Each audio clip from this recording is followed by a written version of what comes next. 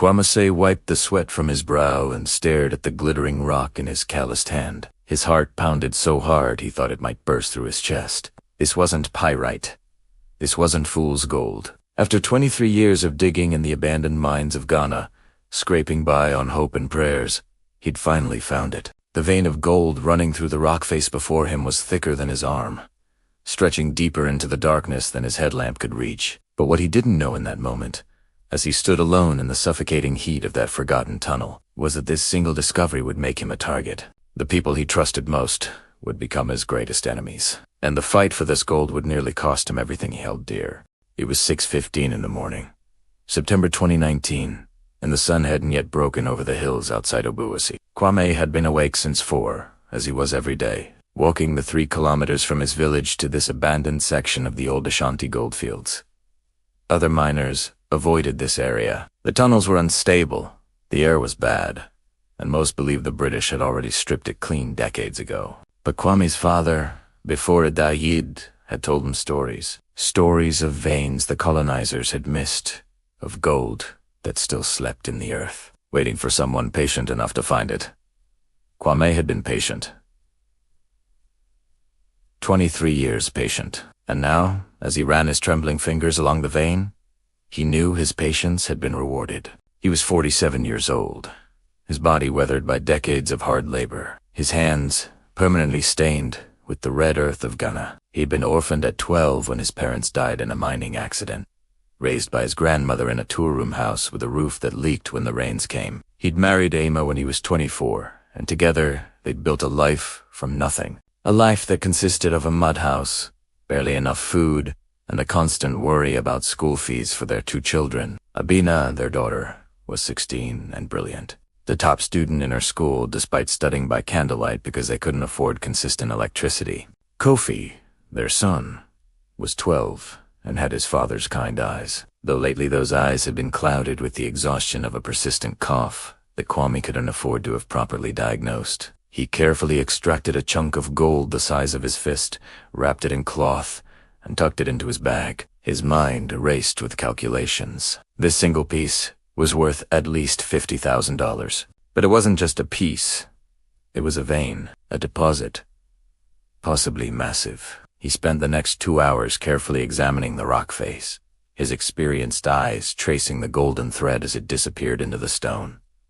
This wasn't just a discovery. This was an answer to every prayer he'd whispered into the darkness of sleepless nights. That evening, after he'd returned home and washed the dust from his hair, Kwame waited until the children were asleep. He called Ama into their small bedroom and closed the door. When he unwrapped the gold and placed it in her hands, she gasped so loudly he had to cover her mouth. Tears streamed down her face, cutting clean lines through the exhaustion that had settled there over 20 years of struggle. They knelt together on the floor, the gold between them catching the dim light of their single lamp, and they prayed. They thanked God for his mercy, for seeing their suffering, for finally providing a way forward. Ama's voice shook as she whispered about Abina going to university, about Kofi seeing a real doctor, about maybe, just maybe, not having to choose between food and medicine anymore. But Kwame knew the dangers. He'd heard the stories. Small miners who found something valuable and disappeared. Claims that were stolen through legal manipulation. Violence. Corruption. The system wasn't built for men like him to win. It was built for men like him to remain exactly where they were, scratching at the earth for crumbs while others feasted on the wealth beneath their feet. He looked at his wife and made a decision. Tomorrow, I'll go to the mining office in Accra. We'll do this the right way. The legal way. No shortcuts. No bribes. We'll claim what's ours through the proper channels. Amma nodded, though fear flickered in her eyes. She knew as well as he did that doing things the right way in Ghana often meant losing everything. What neither of them noticed was their neighbor, Samuel, standing outside their window. He'd seen Kwame washing an unusual amount of gold dust from his clothes earlier that day. He'd watched Kwame return from the mines with a strange expression on his face, a mixture of joy and terror. And now, through the gap in the curtain, he'd glimpsed something that made his own heart race with possibilities. Samuel was a foreman for a Chinese mining company operating nearby. He was also drowning in debt, desperate to provide for his own family, and willing to do whatever it took to climb out of the hole poverty had dug for him. The next morning, he approached Kwame with a wide smile and asked casually, "You find something good yesterday, Bre?" Kwame felt his stomach tighten but forced himself to smile back. "Just a small vein. Nothing special." Samuel's eyes narrowed almost imperceptibly. He didn't believe him. Not for a second. Kwame made the 4-hour journey to Accra the following day, his precious samples wrapped carefully in his bag. The Ghana Minerals Commission office was a concrete building that smelled of mildew and old paper. He waited 3 hours to see someone, sitting on a hard plastic chair among other miners and prospectors, each with their own hopes clutched tightly to their chests. When his name was finally called, he was led into an office where a man in his 50s sat behind a large desk. His name was Mr. Mensah, and he wore an expensive watch that caught the light when he gestured for Kwame to sit. Kwame explained his discovery, his voice steady despite his nerves. He showed photographs he'd taken with his daughter's phone. He laid out his samples, and he watched as Mr. Mensah's eyes transformed from bored disinterest to gleaming calculation. "This will require testing," Mensah said slowly, turning the gold over in his soft hands. "Surveys, legal paperwork, environmental assessments. It could take months, maybe years." Kwame's heart sank like a stone dropped in deep water. "Years, but my family needs help now. My son is sick." Mensah leaned back in his chair, studying Kwame with the expression of a man who'd played this game 1,000 times before. "Unless, of course, you have someone who can expedite things, someone with connections." "For a fee, naturally, 20% of whatever you find." Kwame felt anger rise in his throat, hot and bitter. 20% to do what was supposed to be Mensah's job. 20% to not have his claim lost in paperwork, buried under bureaucracy until someone more powerful could steal it from under him. He looked at the man's expensive watch, at the smug confidence in his expression, and he made a choice that would define everything that followed. "No, I'll wait. I'll do it the legal way." The temperature in the room dropped. Mensah's smile disappeared. He set the gold down with deliberate care. "Suit yourself, Mr. Osei. But these processes, well, they can get complicated. Things get lost. Paperwork goes missing. You understand?" It was a threat barely disguised as a warning. As Kwame left the office, his hands were shaking. He'd just made a powerful enemy, and Ecneo, Italiano. He was walking toward the exit, his mind churning with worry, when he collided with a woman carrying a briefcase, papers scattered across the floor, and they both knelt to gather them. "I'm so sorry," Kwame said, but she was already looking at him with recognition. "You were just in Mensah's office," she said quietly. It wasn't a question. Her name was Dr. Yaa Santewa, and she was a geologist. 38 years old, educated in London but Ghanaian to her core. She'd returned to her homeland 5 years earlier with a mission to fight the corruption that had destroyed her father. She'd overheard part of Kwame's conversation with Mensah through the thin office walls. "Don't pay him," she said, her voice urgent. "He's done this to hundreds of small miners. They pay, and then they still lose their claims. He works for the big mining companies. He feeds them information about discoveries, and they use their lawyers and connections to steal everything." Kwame studied her face, looking for the trap. Why would you help a stranger? Something in her expression softened, became vulnerable. "Because my father was a small miner. He found something valuable when I was a child. The big companies stole his claim. He spent 15 years fighting a legal battle he couldn't afford, pouring every cedi we had into lawyers who took his money and delivered nothing. He died poor, broken, still fighting. I became a geologist so I could understand the system. And I came home to help people like you, people like my father."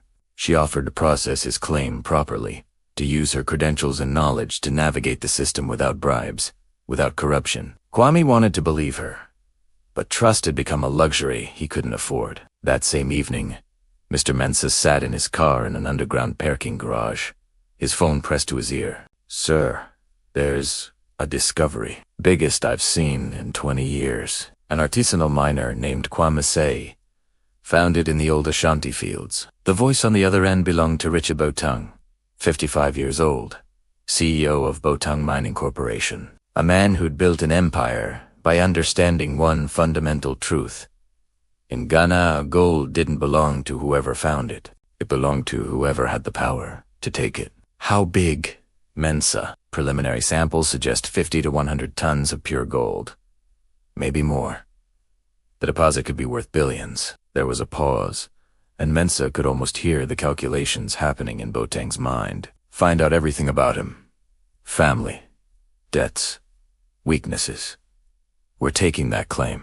Back in his village, Kwame sat at his small table watching his children. Abina studied by candlelight, her textbook worn from years of use, borrowed from the school because they couldn't afford to buy her own books. She dreamed of becoming a doctor, of helping people the way no one had helped her family. Kofi was supposed to be asleep, but Kwame could hear him coughing in the next room, that deep rattling cough that had been getting worse for months. Ama sat beside him, her fingers bleeding from the needlework she did to earn extra money, sewing clothes for women in the village.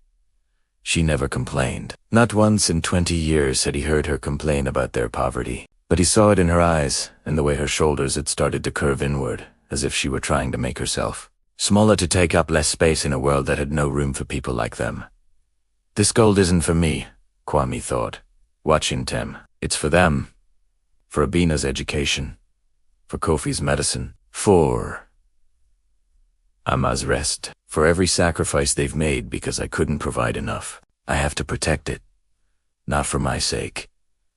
For theirs. A week. Basit. Kwame worked with Dr. Ya, who conducted surveys with borrowed equipment, documenting everything meticulously. Her findings confirmed what Kwame had suspected. The deposit contained an estimated 75 tons of pure gold. At current market prices, it was worth $4.2 billion.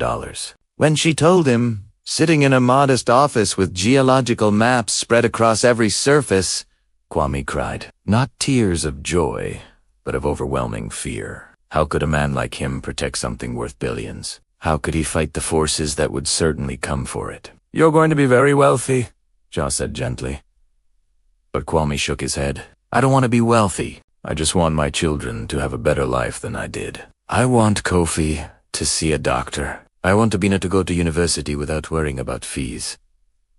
I want Ayama to rest. That's all. Everything else, the gold should help Ghana. Build schools. Hospitals. Ya smiled, sadly. That's exactly why they're going to try to destroy you. Because men like you aren't supposed to win. Word of the discovery spread like fire through dry grass. It was impossible to keep secret. The surveys required permits. The permits required paperwork. And paperwork, in Ghana's mining sector, was never confidential. Within 2 weeks, a local newspaper ran the story. Poor miner strikes gold. The biggest discovery since independence. Suddenly, Kwame's face was everywhere. Reporters came to his village, cameras following him as he walked to the mines. They asked him what he would do with the money. He told them the truth. This gold belongs to Ghana. I just want enough to care for my family. The rest should help build schools and hospitals for everyone. It was the perfect answer. Humble and generous, and the nation fell in love with him. Kwame Ase became a folk hero overnight, the poor miner who struck it rich but hadn't forgotten where he came from. But while the public celebrated him, other forces were moving in the shadows. Samuel, his neighbor, his childhood friend, the man whose children played with his children, came to him with congratulations and offers of help. Brother, I'm so happy for you. Let me help.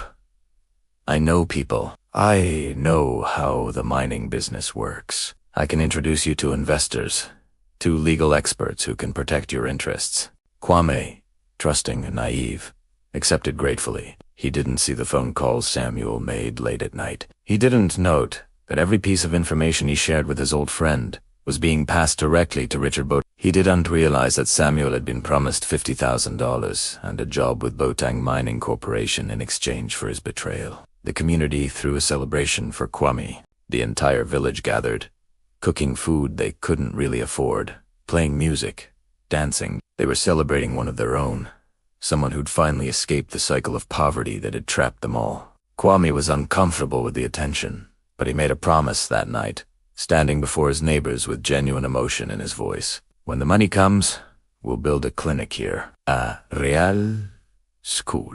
We'll bring clean water to every house. This gold will change all of our lives. Not hustmine. The crowd erupted in cheers, and for a moment, everything felt possible. Then Richard Boateng made his first move. His lawyers filed a counterclaim, producing documents that showed the land where Kwame had found the gold was actually part of an existing mining concession held by Boateng Mining Corporation. The documents were dated 2 years earlier, with stamps and signatures that looked official. Kwame was devastated. But I checked the records. That land was abandoned. The concession had expired.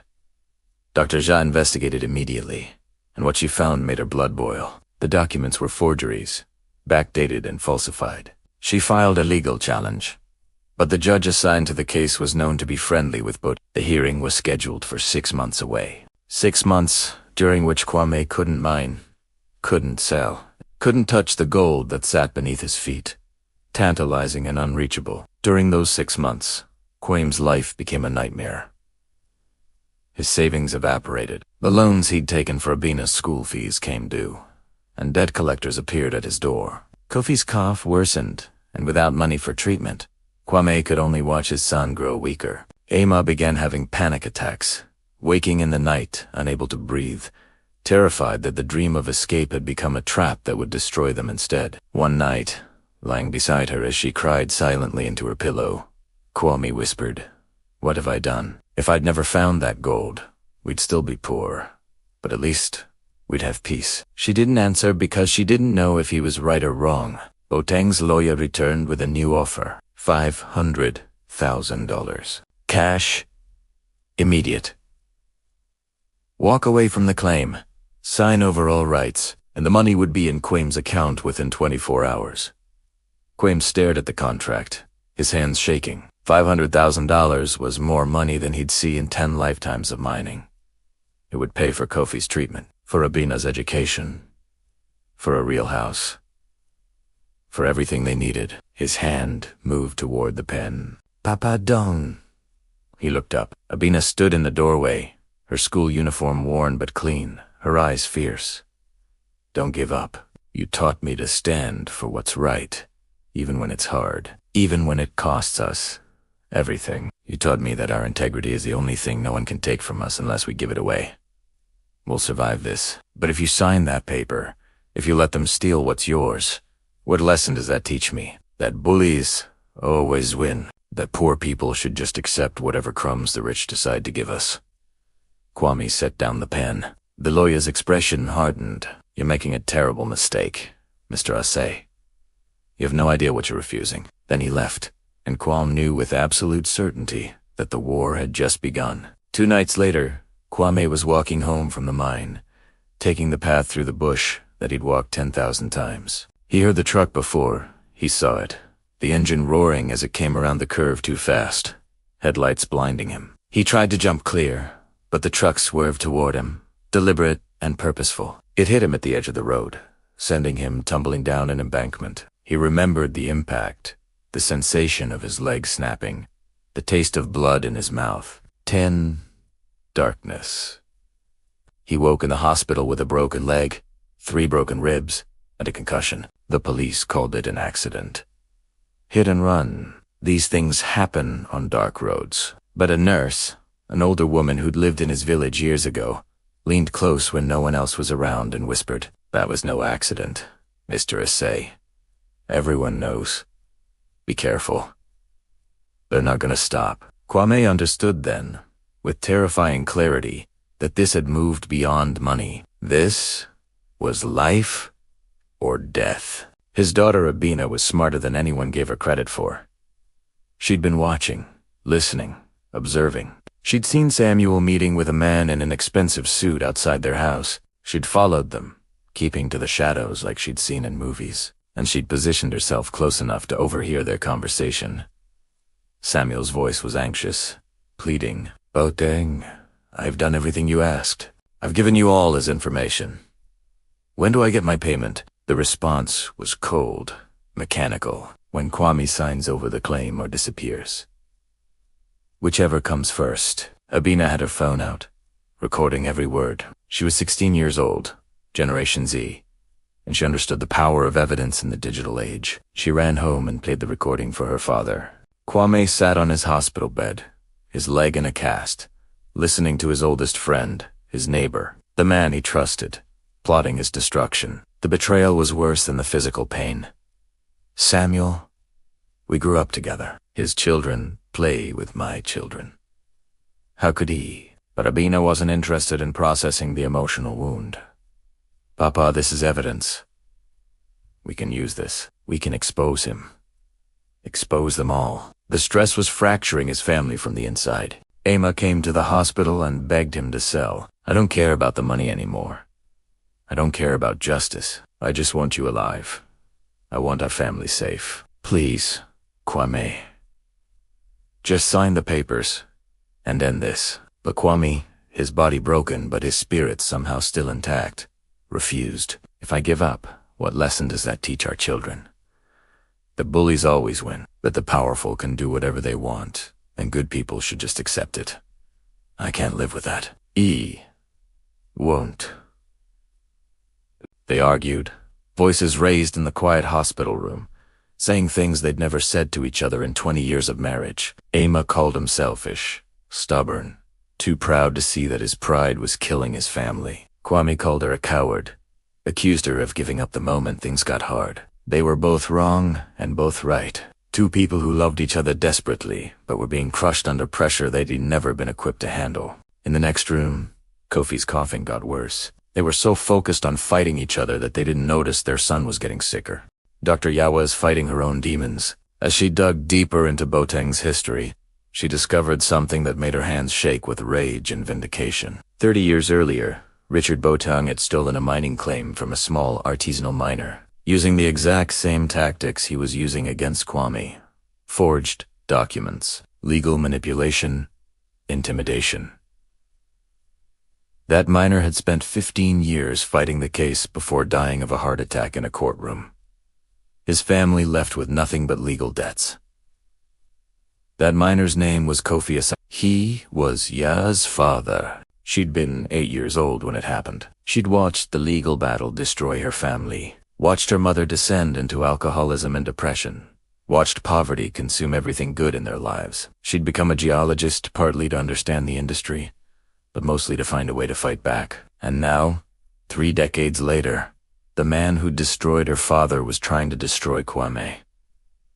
She went to Kwame's hospital room and told him everything. This isn't just your fight anymore, it's mine too. We're going to destroy him. Not for revenge, for justice, for my father, for every small miner he's crushed, for everyone he'll crush in the future if we don't stop him now. Kwame looked at her, this fierce woman with fire in her eyes, and he understood that sometimes God sends you allies when you need them most. But Botang was also escalating. He used his connections in the media to flip the narrative.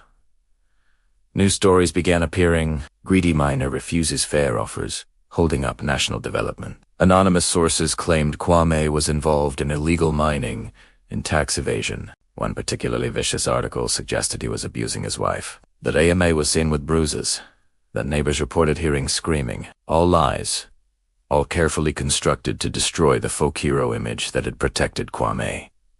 And it worked.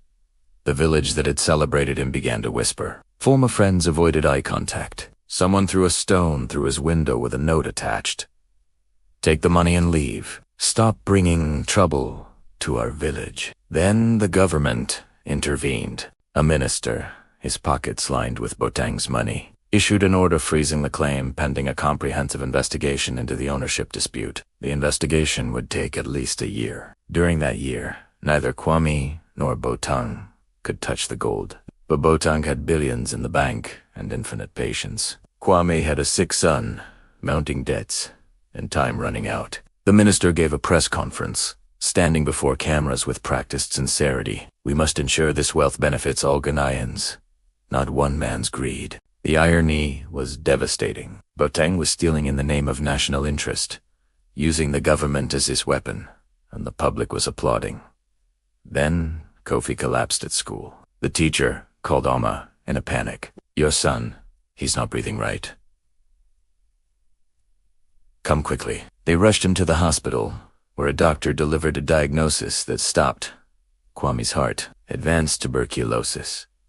His lungs are compromised. Without immediate treatment, he could die. Treatment would cost $15,000. Medication, hospitalization, intensive care, $15,000 that Kwame didn't have. The doctor was sympathetic, but firm. "I'm sorry, Mr. Issei.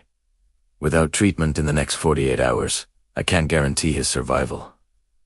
Emma broke down completely. She grabbed Kwame's shirt, screaming through her tears, "Signanit, sell everything. I don't care. Just save our son. Please, Kwame. Please, don't let our baby die because you're too stubborn to compromise." Kwame sat in the hospital corridor, his head in his hands, praying with a desperation he'd never felt before. "God, I know I asked you for help when I found the gold. I thought you'd answered my prayers. But now I don't understand. Why would you give us hope just to destroy us? Why would you let my son die when I'm trying to do the right thing?" There was no answer except the sound of Kofi struggling to breathe in the room behind him. Richard Boateng arrived at the hospital personally. He walked into the corridor where Kwame sat, dressed in an expensive suit, flanked by his lawyer and a bodyguard. He held out an envelope. Inside was a check for $15,000. "For your son's treatment. No strings attached." Kwame stared at it, his mind unable to process what was happening. "Why would you help us?" Boateng's smile was almost gentle. "Because I'm not a monster, Mr. Issei. I'm a businessman. There's a difference. I don't want your son to die. Children are innocent. They shouldn't suffer for their father's mistakes. Save your boy, then we'll talk." Kwame took the check because he had no choice. His son's life hung in the balance, and his principles, his integrity, his fight for justice. None of it mattered if Kofi died. The treatment began immediately. Within 24 hours, Kofi was stable. Within 48 hours, he was breathing easier. Within a week, he was sitting up in bed, smiling weakly at his mother. Kwame sat beside his son's bed, holding his small hand, and felt the weight of debt settling on his shoulders. Not financial debt. Moral debt. He owed Boateng his son's life, and they both knew it. 3 days after Kofi stabilized, Boateng returned. He dismissed everyone from the hospital room except Kwame, then sat down with the casual confidence of a man who'd already won. "Now, you owe me. Here's the deal. Sign over 90% of the claim. Keep 10% for yourself. That's still $420 million, Mr. Issei. More money than you'll ever need. Your son gets to live. Your daughter goes to university. Your wife never has to sew another stitch." Everyone whence Kwam's throat was tight. That gold could fund hospitals for the entire country. Schools. Infrastructure. It could change thousands of lives. Boateng laughed, and it wasn't a cruel laugh. It was almost sympathetic. "You think the government will do that? You think politicians will use that money to help people? They'll steal it just like I would. The difference is, I'm honest about it. At least with me, you know exactly what you're getting. I'm giving you and your family generational wealth. Take it. Be smart."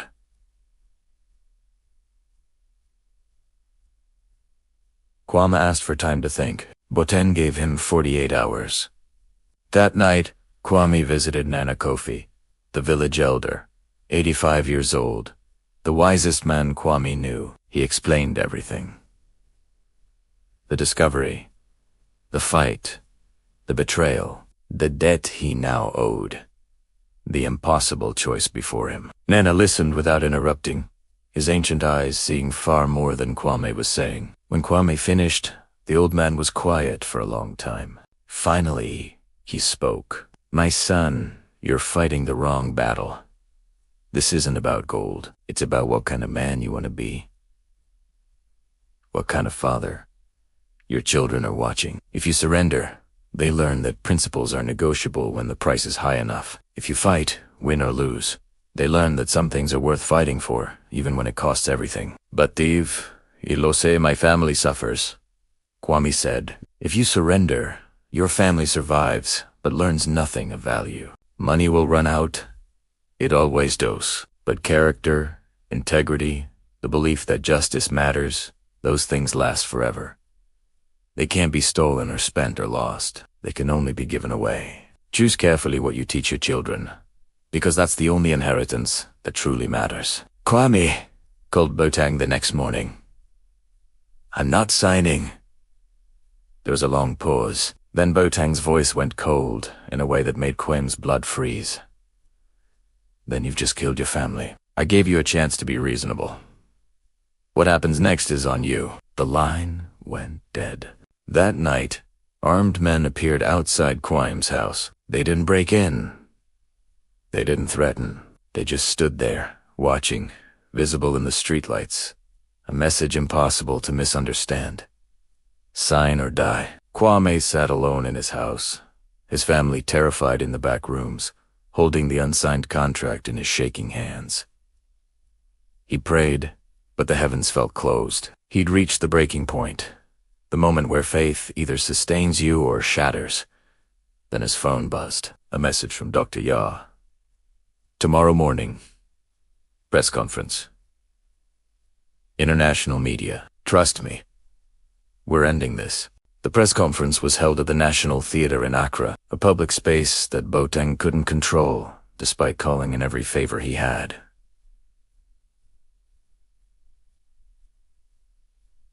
Dr. Ya had invited BBC, Al Jazeera, CNN, Africa, and every major Ghanaian outlet. The room was packed with cameras and journalists. Botang tried to stop it, threatening venues, pressuring officials. But Ya had outmaneuvered him. When the cameras started rolling, she presented her evidence with the precision of a surgeon. Forged documents proving Botang's counterclaim was fake. Audio recordings of Samuel and Botang plotting, financial records showing decades of bribes to government officials, medical reports from Kwame's accident with testimony from a mechanic who'd been paid to cut the truck's brake lines, but couldn't leave with the guilt. Witness statements from 47 miners whose claims Botang had stolen over 3 decades. The evidence was overwhelming, undeniable, devastating. Then Kwame stepped to the microphone. He was nervous, a poor miner standing before international media, but his voice was steady. I'm not a businessman. I'm not a politician. I'm not educated. I'm just a father who found gold and wanted to use it to help his family and his community. But powerful men want to steal it because they think people like me don't deserve justice. Because they think poverty means we don't deserve dignity. He held up a photograph of Kofi in the hospital bed. This man paid for my son's treatment, then used it as leverage to steal billions. He bought my son's life and tried to use it as a collar around my neck. Is this the Ghana we want to be? Is this what we've become? A country where the rich can do anything and the poor must simply accept it. The room was silent except for the sound of cameras clicking. Then someone started clapping. Then another. Then the entire room erupted in applause. The press conference went viral within hours. The hashtag #JusticeForQuam trended across all of Africa. International human rights organizations issued statements. Musicians wrote songs. Street protests erupted in Accra and Kumasi, demanding investigation and justice. The president, facing re-election and reading the public mood, ordered an independent investigation. He had no choice. The whole world was watching. The Anti-Corruption Commission raided Botang Mining Corporation offices the next day. They found everything Ja had presented, and more. Bank accounts, frozen assets. Within a week, Richard Botang was arrested on 37 charges including fraud, bribery, conspiracy to commit murder, and corruption. The trial was fast-tracked due to public pressure. Samuel, granted immunity in exchange for testimony, confessed everything. I was desperate. I'm sorry, my brother. Botang promised me money, a job, a way out of poverty. I betrayed you, and I'll carry that shame forever. Kwame's response, broadcast across the nation, defined his character. I forgive you, Samuel. Desperation makes us do terrible things. But we must choose to be better. We must choose integrity, even when it costs us everything. The verdict came down 6 weeks later. Guilty on all counts. Richard Boateng was sentenced to 25 years in prison. All his assets seized. His mining licenses revoked. Mr. Mensah, the corrupt bureaucrat who'd started it all, got 8 years. The judge ruled that the gold deposit legally belonged to Kwame Ase, granting him full mining rights. The government offered a partnership, 70%. Kwame, 30% for a national development fund that would be independently audited. Kwame accepted immediately. This gold should help all of Ghana, not just me. 2 years passed. Kwame Ase became one of the wealthiest men in Africa with a net worth of $2.9 billion. But he hadn't changed. Not where it mattered. His family had moved to a beautiful home, but it was modest, comfortable rather than ostentatious. We don't need 50 rooms. We need a home, not a palace. Kofi was healthy, attending the best school in Ghana. His dream now to become a doctor to help other children like him. Abina was at Oxford University on a full scholarship that Kwame had established, studying medicine just as she'd always dreamed. Ama ran a foundation for widows and orphans, finally able to help others. The way she'd always wished someone would help her. She smiled. Now, really smiled. The exhaustion had left her eyes, replaced by peace. The Ase Hope Foundation built 47 schools across Ghana, 12 hospitals and clinics in rural areas, clean water projects in 200 villages, scholarships for 10,000 children, and programs to help artisanal miners formalize their operations legally. Kwame visited his old village every month, and they'd renamed the school after his grandmother, despite his protests. He'd rebuilt the entire community. Electricity, clean water, a medical clinic, but he refused to let them treat him like a king. I'm not special. I just got lucky and refused to give up. Dr. Ya became CEO of his mining company, implementing ethical practices that became the gold standard across Africa. Environmental protections, fair wages, community investment. She'd finally gotten the power to change the system that had killed her father. Samuel served 2 years in prison, and when he was released, Kwame offered him a job as a community liaison. Everyone deserves a second chance. I've forgiven you. Now, forgive yourself and help me build something good. Samuel cried and dedicated his life to redemption. Kwame's transparency had inspired the Ase Act, new mining reform laws requiring all companies to invest 30% of profits into local communities. Ghana became a model for ethical resource management in Africa. International corporations began following Ghanaian standards. The poor miner who'd struck gold had changed an entire industry. One afternoon, 2 years after it all began, Kwame returned to the exact spot where